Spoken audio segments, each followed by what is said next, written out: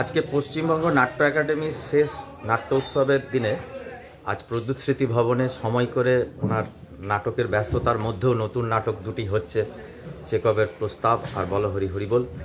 এগুলো রিহার্সাল শেষেও আমাদের থিয়েটারের যে আমাদের মধ্যে যে সঙ্গবদ্ধতা বা ভালোবাসা আছেন, যে টান আছে, সেই নাটক আজ পার্থদা দেখলেন। লাগ ভেলকি লাগ, ওনার কাছে আমি কিছু কথা শুনে নেব।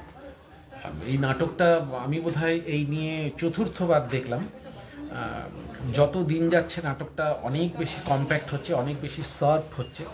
আজকে ভীষণ ভীষণ ভালো প্রযোজনা। আমি এককভাবে কারোর কথা বলবো না।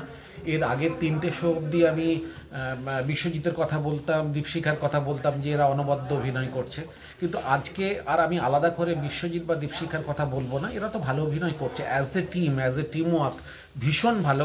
সবাই মিলে 4-2-6 জন, এই 6 জন গোটা মঞ্চ জুড়ে আজকে মানে কাঁপিয়ে দিয়েছে। ভীষণ ভীষণ ভালো।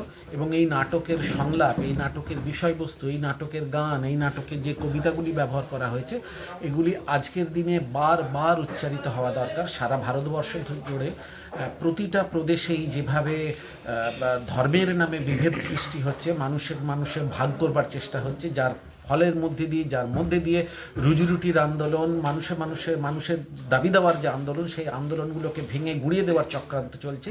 সেই জায়গায় দাঁড়িয়ে এই লাগ ভেলকি লাগের মতো নাটক বারবার হওয়া দরকার, এই গানগুলি বারবার উচ্চারিত হওয়া দরকার, এই কবিতাগুলি বারবার উচ্চারিত হওয়া দরকার। এই নাটক মেদিনীপুর জেলা নয়, পশ্চিমবাংলার কোনায় কোনায় এই নাটক অভিনীত হোক। মানুষ আনন্দ পাবে, মানুষ দেখবে, মানুষ শিখবে, মানুষের ভালো লাগবে। ধন্যবাদ।